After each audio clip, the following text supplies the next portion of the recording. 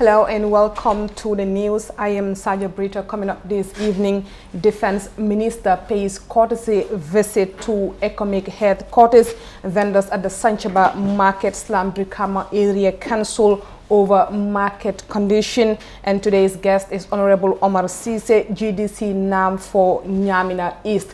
But first, we'll begin with the newspapers. The Standard newspaper is reporting that GDC supporters in Nyomi cross carpet to NPP, and of course Barrow's Hakalang Road now a reality. Barrow had no hand in rejection of a draft, and GAP demands Barrow explain fate of millions of grants and loans since 2017. Let's take a look at some of these stories in detail. Barrow had no hand in rejection of draft constitution.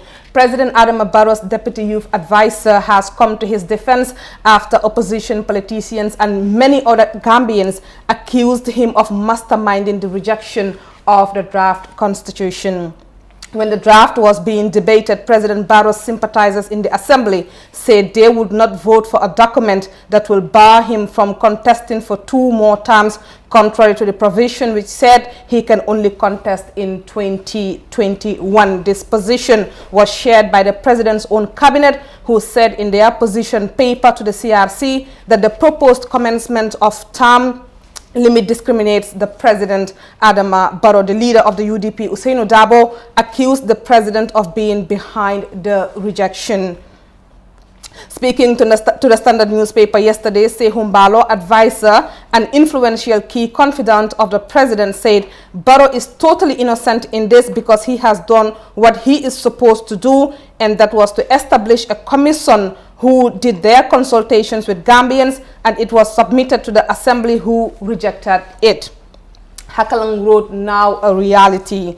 A swarm of bees dispersed crowds in Kerawan, where President Barrow laid the foundation stone for the construction of the governor's office and residence. The bees, which must have been disturbed by the large crowd, stung several people. A number of them taken to Farfanya Hospital for relief. But that dramatic twist of the trip did not overshadow the unveiling of 2 important projects Barrow said are part of his government's policy to ensure that all areas of the country get their share of the national cake.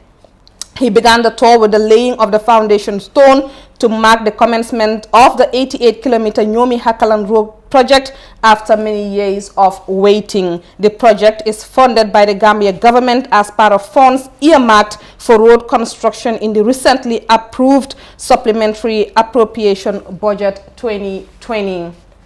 GDC supporters in Nyomi cross carpet to President Barrow's NPP.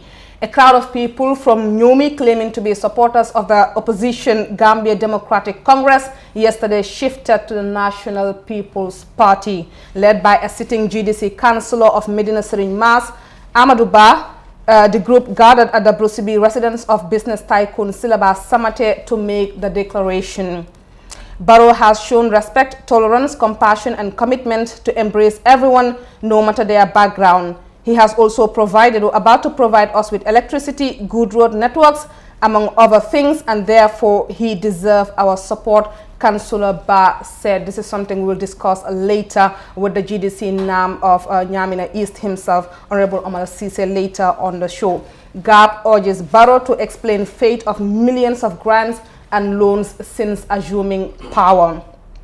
The Gambia Action Party has raised concerns about the extravagant nature of the Barrow administration, urging the president to explain what has become of all the monies the country received in grants and loans since assuming office back in 2017. In a statement signed by its first deputy leader, Omar Biai, the party said the government cannot judiciously implement transparency, accountability and proper administrative governance without the Anti-Corruption Commission that will be monitoring all the movements of the government. That's it for the Standard newspaper. Let's take a look at what Foria is saying. Economic forces impound 15 trucks. GT Bank staff commence work following 2 days of industrial action. National Assembly members underscore issues affecting their communities. Now let's take a look at some of these stories. Economic forces impound 15 trucks. The president of the Gambia Transport Union, Omar Cisse, confirmed to this medium on Monday that the economic forces in Kanilai in Foni Kansala district have recently impounded 15 trucks, all of which he said were not carrying logs. He said some of the trucks were carrying firewood. Omar was quoted as saying, "When I was informed about the incident, I reported the matter to the Brikama police station, but I was asked to call the drivers of the trucks concerned for them to report to the said station in order for them to write their statements, which I did," he said. And of course, GT Bank staff commence work following 2 days of industrial action. Staff of Guarantee Trust Bank resumed work on Monday, September 28, 2020, after embarking on 2 days of industrial action. The bank was rocked by this strike after staff expressed unsolved grievances over management's failure to address their concerns. The staff of the bank commenced the sit-down strike on Thursday, September 24th, and demanded, among other benefits, the restoration of their appraisal bonuses, promotion for those staff for 2020, medical insurance, and their 15% performance-induced payment. That's it for the newspapers. Let's go for a break and we'll be right back. Stay tuned.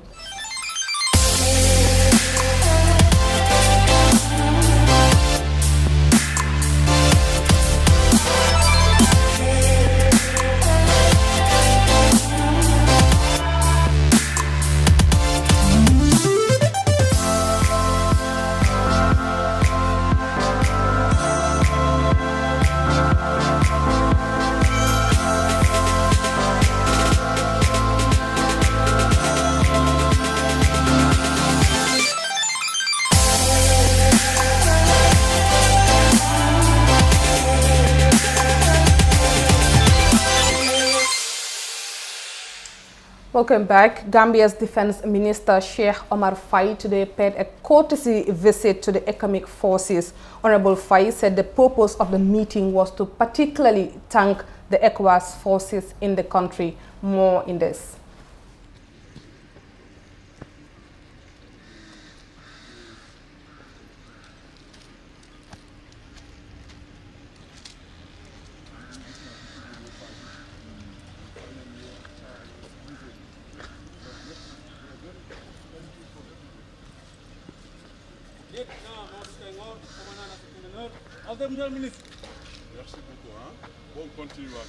Thank you for everything. On behalf of His Excellency President Adama Barrow, President of the Republic of the Gambia and Commander-in-Chief of the Armed Forces, and on behalf of all Gambians, the Cabinet, all the institutions, we just came by to say thank you to the troops here representing the ECOWAS. It is customary that at some stage you have to visit your friends and find out what's going on, where they are, what they have achieved, what their challenges are, and you have a dialogue. And this was the purpose of my visit here as Minister of Defense. And President is aware of it, his team, the leadership is aware that we are engaging ECOMIC to first of all say thank you for coming. When we needed them, and they came into the Gambia, January 17th, 2017, the entire country welcomed them. There were no issues. Then, of course, during those times, that's when you have Honorable Halifa Sallah holding the fort, talking to the wall, and leading as a patriotic Gambian, and we all applauded him, and we should never forget those times. And it was just those difficult times that the President and the ECOWAS presidency, they decided that it's important to get something in the Gambia to keep the peace in the Gambia before it falls into a constitutional crisis or even a civil war, because it was a state of lawlessness at some stage. So presidents discussed, the AU discussed, they went to the United Nations, and Resolution 2337 was given. And that's what got ECOMIC here to come and help their brothers and sisters in the Gambia. We don't want to forget that. And that's why the President said it's important to stop by sometimes to say thank you, find out where they are, what their challenges are, and both of us will map out the way forward. based on international best practice. They came in at a time where we needed them, where we had over 40,000 Gambians or more that left the borders. Some of my friends, the Jufans, even carried their beds to move out. And then the ECOWAS presidency, including the Gambia leadership then, figured that it's important to save the country. We don't want the Gambia to fall into trouble. That's what brought ECOMIC here. They came at the intervention phase. Knock on wood, they did pretty good. They're professional and they've done a lot of things discreetly that they are not blowing too much of their trumpets, but they've been doing a good job of securing some very sensitive areas and watching out for Gambia. And that will allow our armed forces to do their restructuring and fixing, and we are still doing that. They have moved from that intervention phase successfully. Everything went well. I think maybe there were issues. It could be limited. So we say, knock on wood, thank God. Now they've got to the stabilization, just like Colonel Ezi and the commander briefed me, to stabilize, protect the government, protect the leadership, protect the seat of government, make sure that the armed forces, the security forces, work with the civil authority to understand each other again, because there was a break, there was a change. And this is where we are.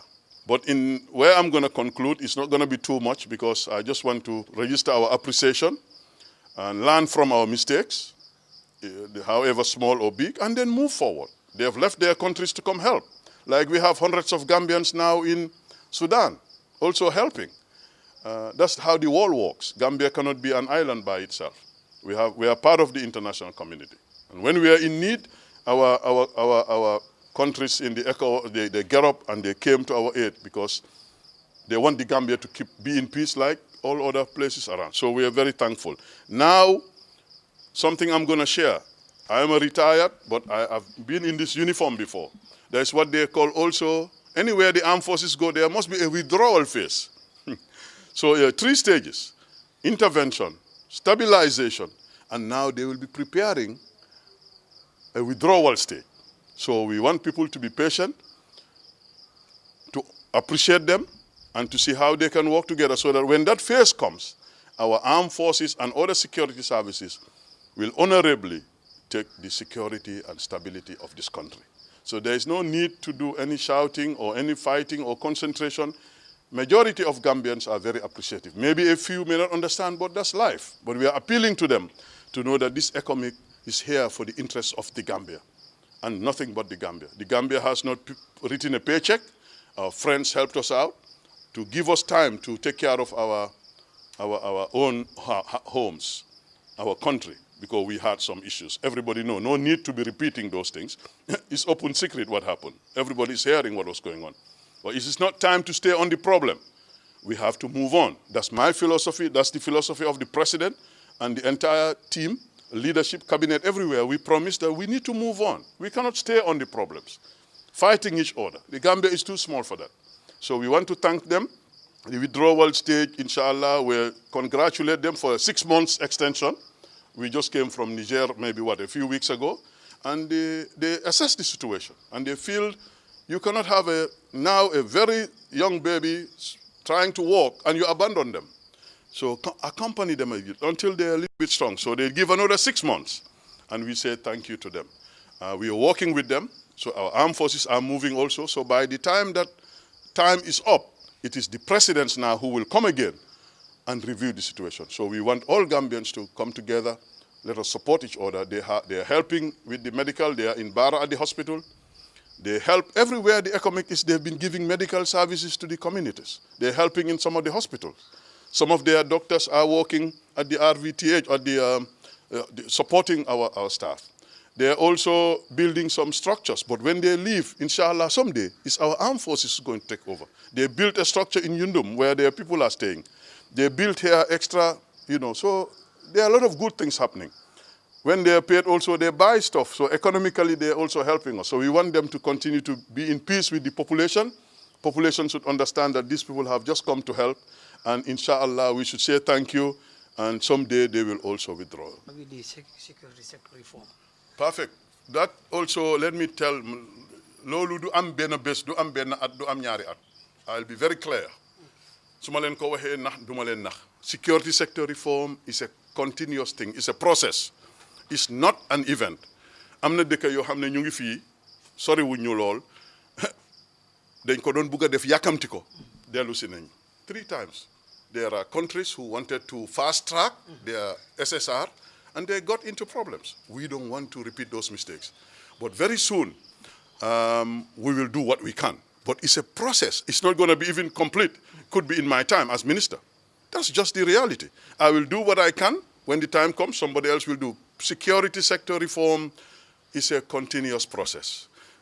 We are now at a process of promotions, restructuring, and also to orientate not only the forces, but Gambians to change their way of thinking, of negativity, of fighting, of jealousy, of this. No, we want to be a civilized country where you have to be patient. Let's look at the bigger picture. It's not 3 months, 6 months, or when you're talking, it's a fact. Let us calm down. Please, journalists, educate our population. Let us be patient. These things will continue, but things are getting better. Tomorrow, after tomorrow, they will see some little movements in the armed forces. We're also talking to them about their international justice, human rights. It's no more the regular armed force. It's the civilian oversight of the armed forces. We're educating our people. These are your brothers and sisters, our sons and daughters. They're a reflection of the society. So whatever our forces look like, that's how we Gambians are look like. Let us calm down. Let us prepare and think strategically. Let us not be sentimental or emotional to think 3 months or 6 months is going to hurt this country. We are fairly experienced people, and we are towards the end of moving out. We want to advise the people, if they take it, falillah alhamdu. But our advice is let them calm down. This process is not going to happen within a year or so, but a good progress will be made. And the people themselves will see very soon that things are improving. But it's not a one-day thing. We have a lot of officers around the world doing training. We've got slots at West Point, never happened before in the United States. We've got slots at Sandhurst, we had during our time, but they offer us some more. So these days, we already have 11 officers left for Turkey. There's a lot of doctors, lawyers, teachers training. But all these things now, the media will help us to explain to the population that all that is part of the reform. But the reform is not only armed forces. The reform includes SIS, police, immigration, drug squad, GRA, civil society. The population of the Gambia should also change their psychic. Before we used to fight among ourselves. No, now we're trying to reconcile, to learn from our mistakes, and be patient and do the right thing. Thank you very much, Honorable. Just a quick question regarding the withdrawal of the ECOWAS forces from the Gambia. The question regarding when exactly it is going to happen seems sketchy from what I've listened just right now. We've seen the president of the Gambia actually made a request during the recent ECOWAS summit that he would like to prolong the stay of the economic forces in the country. Now, a lot of people say that our own armed forces are disgruntled over the presence of these people. Now, that statement coming from the president almost seemed like adding insult to injury if these claims are true. As defense minister, how do you respond to these claims that our own armed forces are actually very disgruntled over the presence of these people in the country? By the way, let me correct this. The armed forces is not disgruntled. That is misinformation, and it's a dangerous premise. No patriotic citizen should be thinking like that, because it's not true. It is not true that the armed forces are disgruntled. They need to withdraw that. That is not good for national security. No patriotic citizen should be thinking like that, because it's not true. I have interacted with them. I think morale has improved. They are seeing light at the end of the tunnel. Over 100 of them have $1 million in their account. Those things never happened before. How can you be disgruntled if you just now get the opportunity to build a house, buy a car? If some of the people who are bachelors marry a wife, that person will not be disgruntled. Those people are saying are the figment of their own imagination. That's what they wish for the armed forces, for the country. So that is a no-go. It's the media who touched Rwanda and killed millions. We don't want to be in trouble in this country. This armed forces ground tool is not good. Some may be happy, maybe a few, but that's life. we are improving their status. The president is very concerned with them. He's very confident. That's why he appoints a new CDS now. The other CDS is now ambassador, a deputy CDS, army commander. And we are trying to look at their accommodations and their logistics, their support. But Gambia is a small, poor country, and security is very expensive.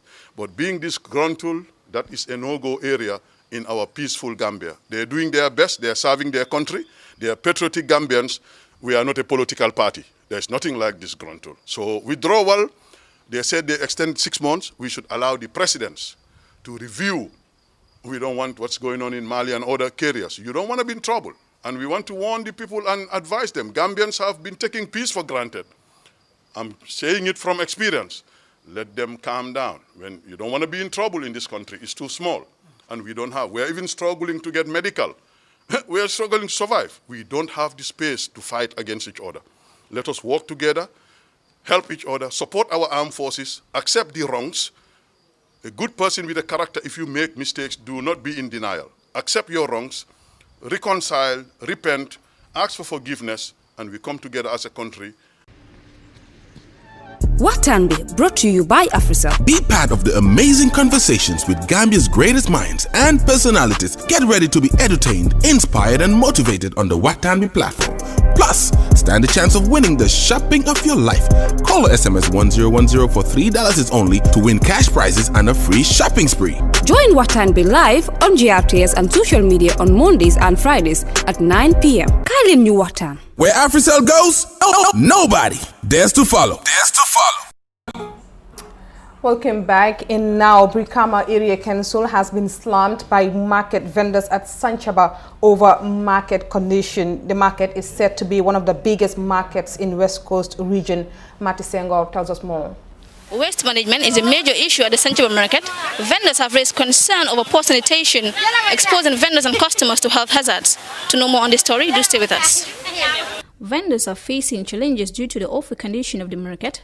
Dirty water is the first eyesore one sees at the market, while there is refuse everywhere.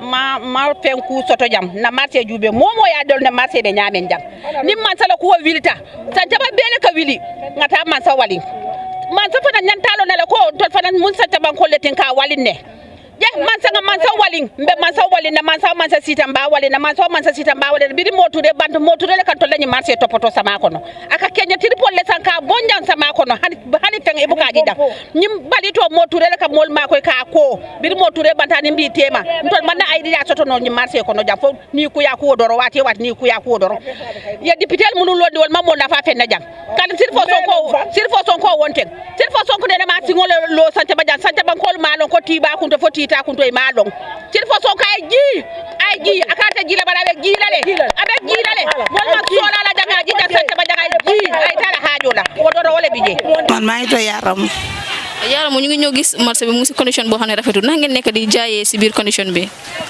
doom ñun kay ana muñ rek ak moytu comme niñ leen ko waxé last time rek ñu ngi dundoo lu metti ndata mbalit bi tilim bi febar rek lam ñoo yokka waaw suñ marché bi tilim na waaw té la téwon nañ fi ndimbal way ben té gis ñu ndimbal bi ñu ngi gëna ñaan yeen ci señ boppa yeen faatu network ci señ boppa ñu ngi leena ñaan ndimbal ak no leen mëna def ngeen ñoo dimbalé ñu ci febar bi parce que li febar la té ñu ko dundoo ñu ko noké loolu la ñoo wéyé fi bor bu set suba ngoon yoon bi baaxut marché bi baaxut.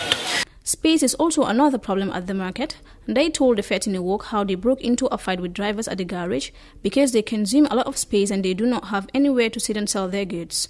Atani gara stonkol ko jammi da gara solti ko ngo wuliji bar jemi da gara solti man gara soto pato ninti di kando site ko da gara so den sama site ya bulo nyame bu ko sonna da mutun nata nana di ya mo keje fo Sanchaba ar kalo fanan nata nana a de maro nata futamma ay tarabatare nga yem makoy nata kuodol so mi alon koy falenta nyama ko la nata nata mbalito ko ni gara stonkol fa na problème nata sata after nata nana gara stonkol danta damento ay da dan blaytandi dan to fa na dan blaytandin say mo ko be falin kan do man hanbi batabe kere mara abatala kan do man say na bata ba minti mim keta na jonkon kata mama seto wa frula jonkon tem mun kamo tembo ni ndara ko ta tan ko inke botandi ka do bije ake bude ta dulato asatara amalla fa ko bar fere tiji sa na dan ro bol to ro bir wonu ngata fawana tan ngole tandala sa se makoy pour ngi jonkon soto no nyame. Furthermore, they do not have toilets at the market to attend to the call of nature despite paying their dues. We tried to reach out to the market committee, but they said they have nothing to say regarding the market's condition. Condition mi jaay da xana ñaka pexé la ñu jaay parce que ñaka pexé gi modi ne do mëna tok do dundal sa njabot te li la ñoo yakkar di farata di dundal sa njabot légui nak ñun mbalin mi duñ ko mëna ñaka wuccu non diko bubuñ ko wuccu non mbalin mi bubuñ mbalin kama bi bo bëggé dem won nak do am fo démé won nak so bëggé dem douce do am fo démé douce so bëggé juru ndox pour sa yaram bi sédd sa do am fo ko so bëggé raxas da ngay jënd ndox nga loolu dafa metti loolu lañ bëgg ñun loolu la moy suñu joyata pour ñu dimbal nit ñi jappalé juuté bi ñu ko fay nam normalé ñu ko fay suñ buntu marché baa ngi nii setal ko mënu ñoo fexe ba am fuñu aw booy dugg sa tànkay sax dafa am feebar xam nga tam loolu mën na laa yokk sax corona boppam la parce que ni nga dugal sa biir tànkay ne su nekkee bàyyiwuloo xel mën nga fee jëlee feebar boo xam ne doo ko mën a faj boobu tam problème la ñu dimbale ñu daal jàppale ñu si wanag bi suñ marché bi suñ buntu marché bi yoon bi nu mel ni. Well, viewers, we've spoken to some vendors and they've shown their dissatisfaction as to how they have been treated here in the market, adding that they pay their taxes on a daily basis, but the state still remains the same. Meanwhile, they are calling on the government through the Brikama Area Council to intervene as to mitigate the challenges affecting their well-being. Reporting for the Fatina Walk News TV in Sanchaba, I am Mati Senghor.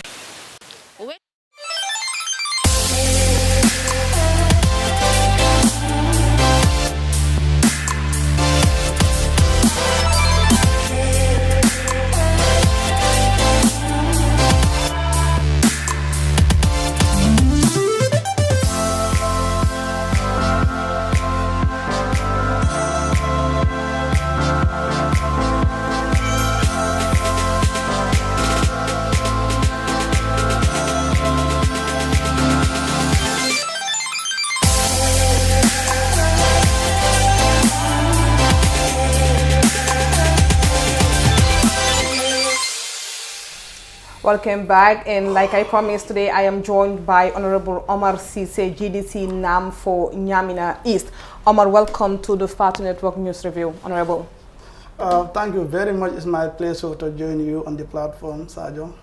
Thank you, Omar. First off, I would like to begin with the draft constitution. It has been the hardest topic since the last week, but it seems like we can never get tired of talking about it because this was supposed to be the most important document in this country. You actually were one of 4 MPs in your party that voted yes to this draft constitution that was rejected. Why was it important for you to vote yes? Thank you very much, Sajo. I believe it's a very important question, and of course it's the talk of the town. But for one to diligently answer this very question, there is need for us to take a historical journey, because one should actually recall from what actually transpired since 2016. During the presidential election, the Gambian people deemed it necessary that we need change in this country, not just change, but we alongside need a system change in this country. As a result, the political parties, of course I mean the opposition political parties, must unite and see how best we can defeat the then government, the APRC government under the leadership of Yaya Jammeh. So politics is about ideas. You must have ideas. Ideas, not the ideas that will actually serve a political party, the interest of a political party, not ideas that will serve the interest of just an individual, but ideas of national interest. And the opposition parties, of course, I mean the coalition members, they have to come up with what we call their idea. And their idea was we need reforms in this country. Because institutional reforms, you talk of constitutional reform, you talk of security reform, and you name other things that we needed in this country and alongside democracy. So they have to show this idea to the Gambian people. The Gambian people, of course, we accepted this idea from them because we believe these are some of the things that we believe we can have in this country in order to correct some of the wrong things that were happening in this country, and of course to safeguard the future. After they were elected, of course they wanted to have all these things, all these reforms done just within 3 years, as agreed among themselves and of course to the Gambian people. Sergio, after they were elected, we were expecting that some of these reforms they were talking about, they will be able to, if not all, but achieve a greater number of it within 3 years. After 3 years, the first betrayal that we have, they agreed that it will be 3 years government or transition, and that was never realized. They have to continue, meaning the reforms also were unable to be completed within the 3 years. So we move on, then we are getting into the 4th to the 5th year. And still some of these things cannot be realized. Some of the ones that are realized, of course, we have observed that we cannot see the value of it. The Gambian people cannot realize the impact of it as long as our lives and livelihoods are concerned. You talk of the Janneh Commission, of course, we have seen what transpired there, selective justice. We have seen what actually is happening to the security reform despite the continuous process. But are we actually realizing some achievements along the line? If you know, then you can tell me. So we move to the next level, that is, of course, the constitutional reform, of course, that we are experiencing in this country. Constitutional building, of course, we need consultation, because politics is about consultation, consultation through what dialogue, consultation through what, how to call it, participation. And this commission in question, the CRC, I mean, they were established. Of course, the members of the CRC were given the power by the National Assembly, meaning it is the entire nation that agreed that there is need for us to have a new constitution. So they were given the task, the mandate to go around within the 4 corners of this country and, of course, outside the country, to have that consultation with the Gambian people within and outside the country, to ensure that their aspirations, their inputs are captured in that draft constitution. So this was done. You and I, we know about this. We are not ignorant of this fact, because every constituency, and of course in the diaspora, they went around and have these people consulted, if not all. But most of the relevant issues, in my opinion, they are captured in that draft constitution. So to me, in my opinion, and from what I have perused through the document, most of the relevance and the aspiration of the Gambian people are actually captured, if not all, but most of the relevant things. So if this was given actually to the president upon completing everything, and the president, of course, submitted this to the National Assembly, the first thing that I believe the president would have done is, if there is any controversial thing that he and his cabinet are not in agreement with, they should come out to the general public and let them know before we move to another stage and have everything failed. And the only, I repeat, the only key element that the cabinet were able to release or to let the public know about that draft constitution was the term limit. Yes, because on their opposition paper to the CRC. Exactly, part of their opposition paper, and of course on the standard newspaper. If you get to the standard newspaper, you will find this there. They indicated that including the current term of the president is actually discriminatory. But this opinion is not just from you, it's not just from me, it's not just from the CRC. They were not doing this on their own powers. They were doing this in consultation with the Gambian people. Do we actually need to count the current term of the president as part of the term limit or not? The Gambian people said, yes, this is what we agreed on. And research will tell you that this is what actually the Gambian people wanted. So you realize that if such a document that entails the aspiration of the Gambian people tabled before the representative of the people, and part of your mandate was given to that CRC to go and do that assignment for you, to consult your people, your constituency. Of course, I believe if they brought such a document for you, if not everything was captured, but I think you can deal with the subject as expected as long as your people were consulted. Honorable, let's get back to the voting, because still now, I mean, most of the MPs that voted no insist that their voting or the rejection of the bill was not based on party or actually political lines. Now, what exactly do you think led to the failure of this important document? Well, I will say this is something that was minds were already set. I don't know backed by whatever, but I know the president must have hand in this. Because what we have seen on the opposition paper and what we have seen from the standard newspaper and of course other media houses, the president must have hand in making sure that the constitution fails right in parliament and especially on the second reading as long as the proceeding of the National Assembly is concerned. One will say it's about participation, and if anyone believes that your people, they believe that they want this constitution fail, so you have the duty and the responsibility to let the people know. But those who are against the constitution, the draft constitution, especially at the level of the National Assembly, most of their argument is based on these two things: the current term of the president, inclusive as long as the term limit is concerned. But my question to them was, do we just have to reject the entire constitution just because of that provision? I will have expect, obviously, if we give the constitution chance for us to move to the next stage, that is the third reading as long as the procedures are concerned, then we could have made that consultation, we could have made that negotiation, we could have made everything to ensure that at least, if not everything, but most of the relevant issues are captured as long as they are concerned.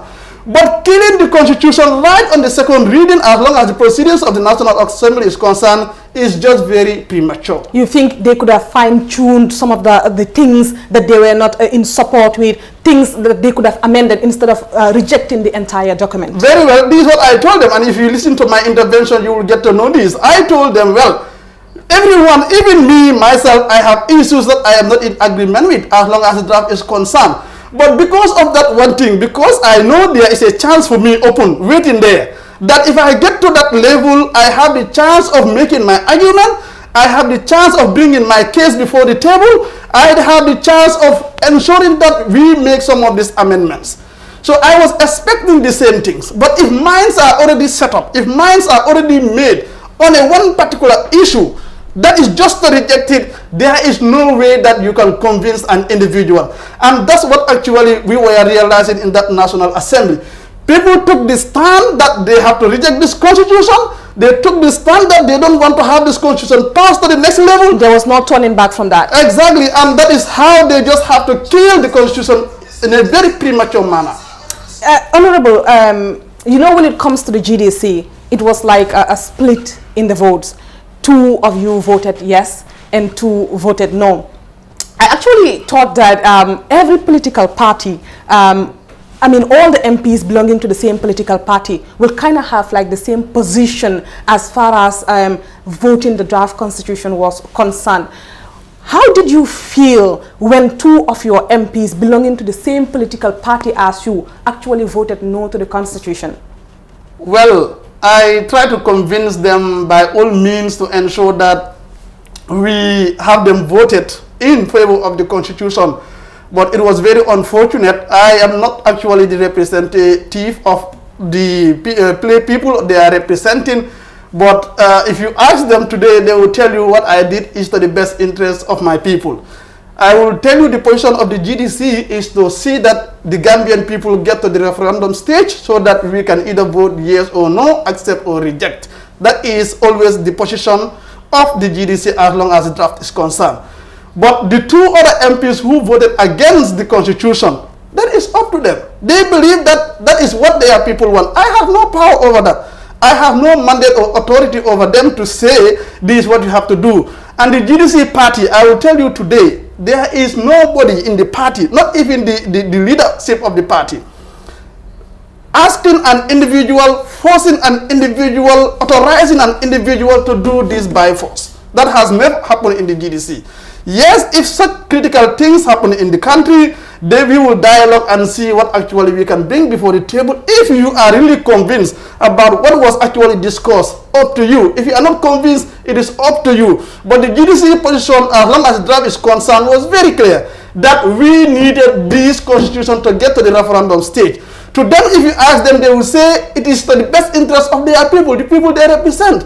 I think the better thing is for them to be invited and ask them whether actually there was this consultation with their people that resulted them voting against the constitution, and whether their people asked them to vote against the constitution. There is need for that questioning to take place as long as their people are concerned, and of course the people that they are representing. Another thing that I would want you to clarify for us is what happened on the day when CDA was not actually allowed to vote by the Speaker of the House. It seems like, I mean, cameras were there, the pictures were painted on the wall, but it seems a little bit blurry for the people outside. What exactly happened, and what are the laws as far as voting at the National Assembly is concerned?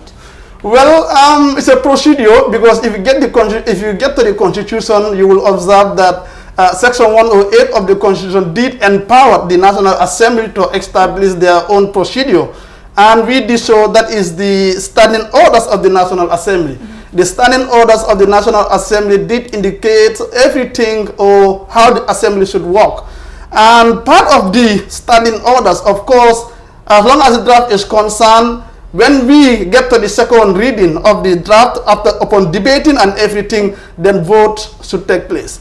And in doing so, obviously, before votes were taken, the Speaker ensured that decorum is actually in the National Assembly, and that was confirmed.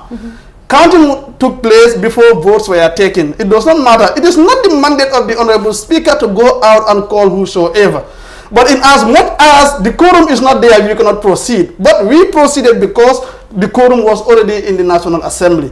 I have no justification for saying reason A, B, and C. That's why Honorable C.D. Ajata was absent. But I know that the quorum was confirmed. Upon confirming the quorum, that's the time the votes were taken. And it is part of the procedure of the National Assembly. Upon taking any decision by the Assembly, that decision cannot be reversed. And that is why when votes were already taken, yes and the no's, then Honorable C.D. Ajata came in.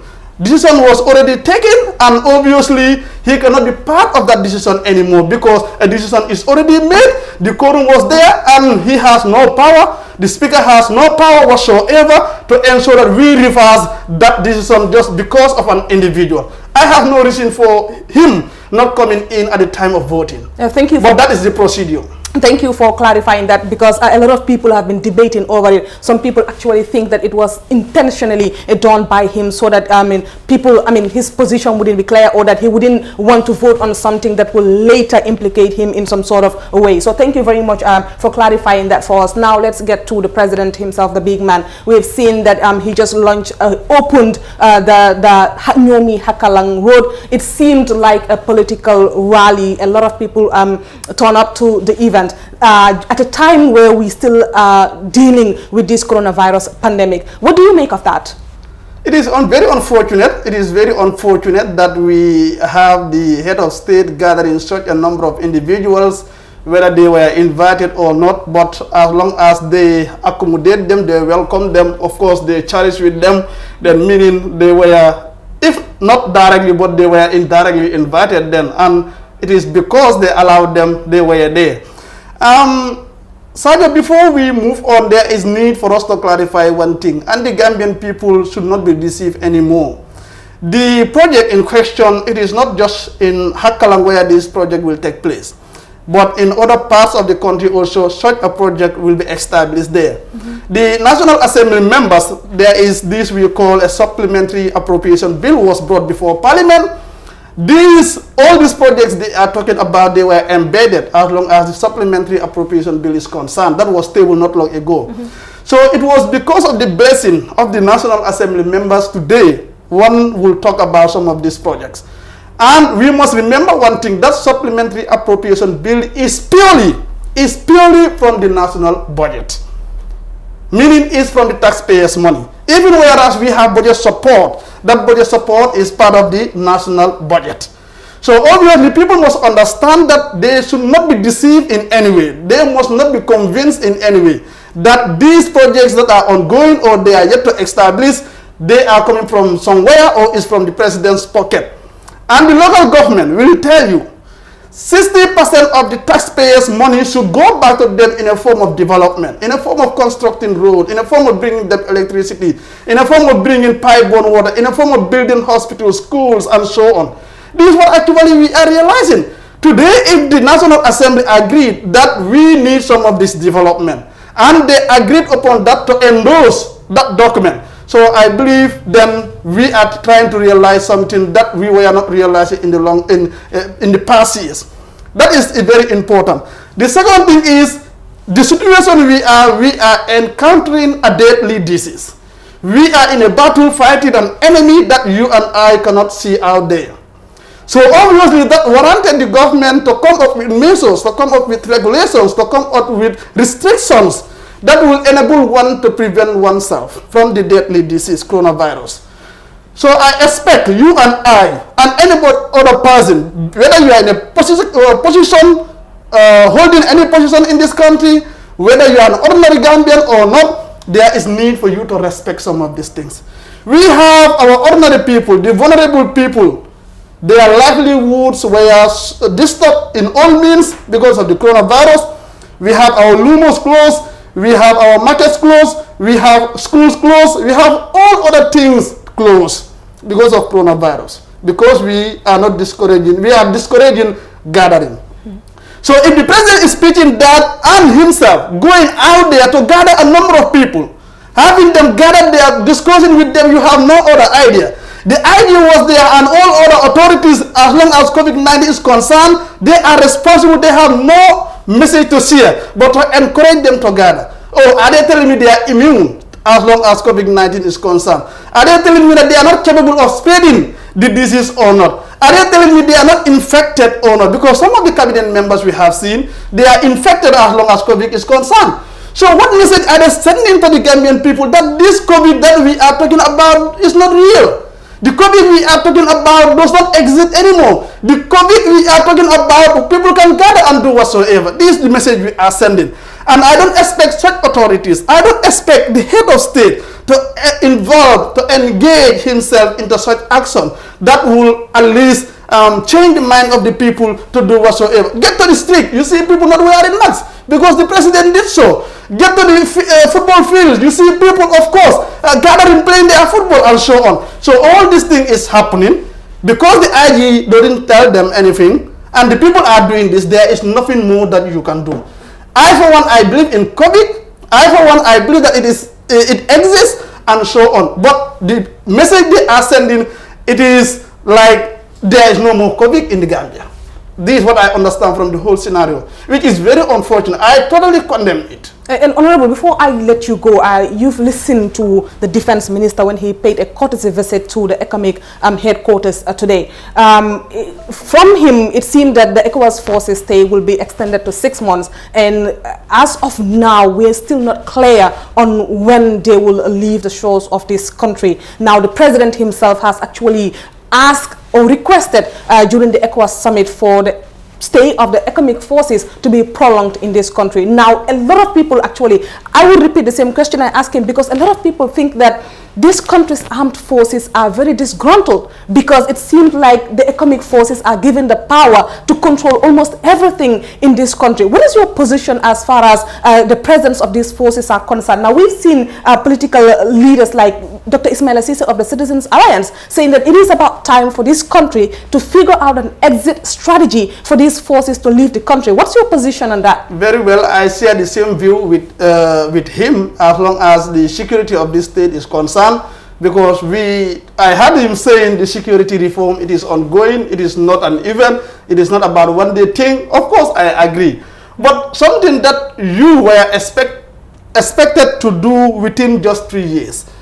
Up to now, we are into the 4th year, we are getting into the 5th year. Still, you cannot have some of this thing done. So there is a question that the minister should answer for us. What is still delaying the process of this security reform? And secondly, I have the belief that our security personnel, they are very capable of handling the security matter of this country.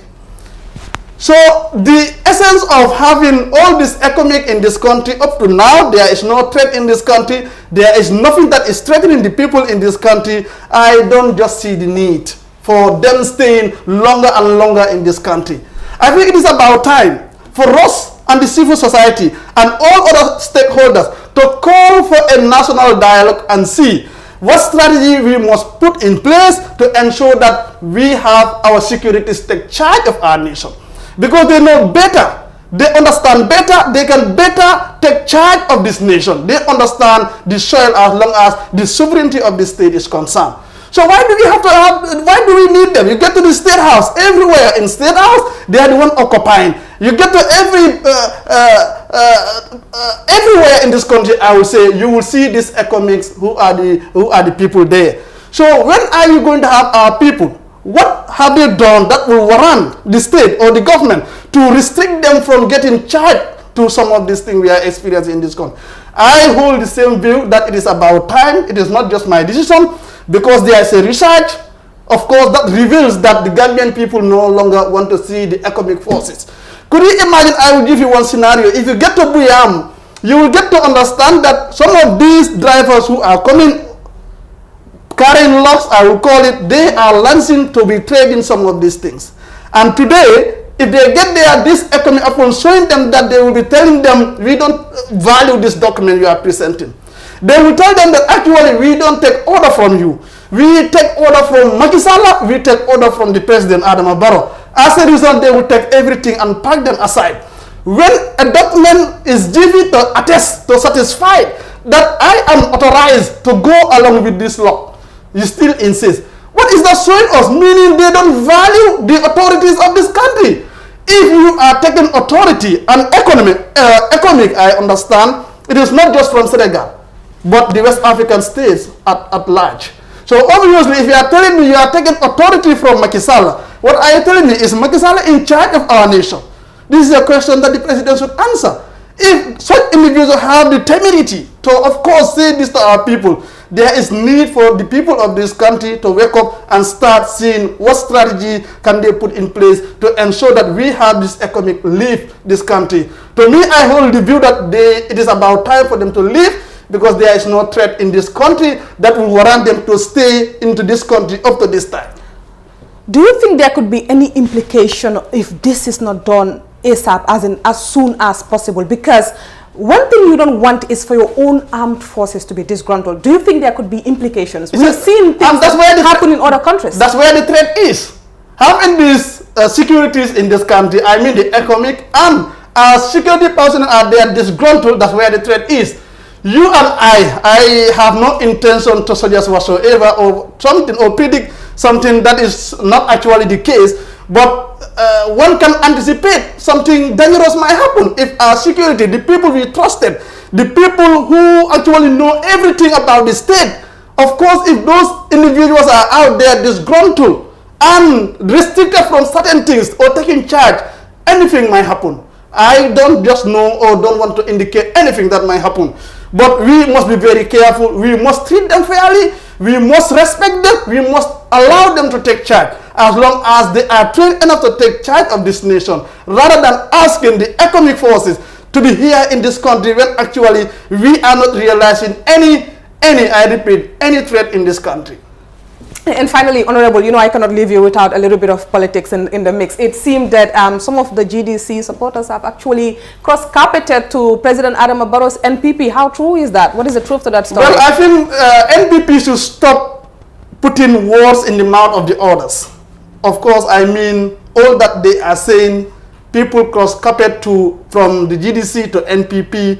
These are things that they have been seeing long time ago. Oh no, but this is the new trend in Gambian politics. Most of the political parties seem to be doing the same. No, you see, Sadio, you must bring evidence of whatsoever that you are saying. Whenever we mention such as a party, GDC, we will give you a list of individuals who moved from one political party to our party. This we always do. The councillor in question, the councillor that you are talking about, the last time the president went there, he went to that gathering asking them or telling them, I am now into your political party, NPP. Okay? Now that the president went back there, the same person coming in again to say, I am again here. I want to cross-carpet to NPP. So I don't seem to understand what actually the person is talking about. Or is the person telling me whenever the president is there, he will show himself out there to ensure that people recognize him? Simple logic, this is what the person is telling me. The first time he did so, Then he was asked, where is the gathering? Where is actual doors behind you to rally behind NPP? There was no single person that he can show out. As a result, he has to run away from that rally or that meeting. The following gathering also, the same thing happened. So these individuals he is talking about, I don't just see sense into what actually they are saying. They just put mouths into their words, corner them, talk to them, say this as long as the gathering is concerned, so that people can have hope. That's all. But as long as politics is concerned, NUMI is a strong base, a very strong base, and our supporters are still there to ensure that we move this party. We take charge tomorrow, and we are very committed to do that. Come next election, GDC will be the head of state, or we will form part of the government. I will always repeat this to you. Thank you very much for coming through to the Fast Network News Review. Honorable Omar Cisse, it's always a pleasure. Thank you. Thank you very much. Well, that's it for News Review. Do join us tomorrow if you can. Thank you very much for watching, and bye for now.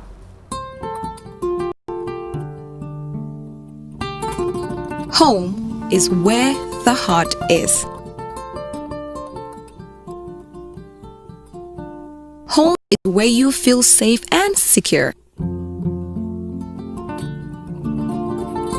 Dalaba Housing Estate is the newest estate by TAF Africa Global, located strategically along the newly built Sokoto Jabang Highway. Dalaba Estates offers roads, street lights, a gated community that offers water reticulation system, solar street lights, and a proper drainage system. Over the next 10 years, TAF Africa Global aims to build 10,000 homes in the Gambia for you to own. For you to feel safe and secure in a community with all the necessities to live comfortably.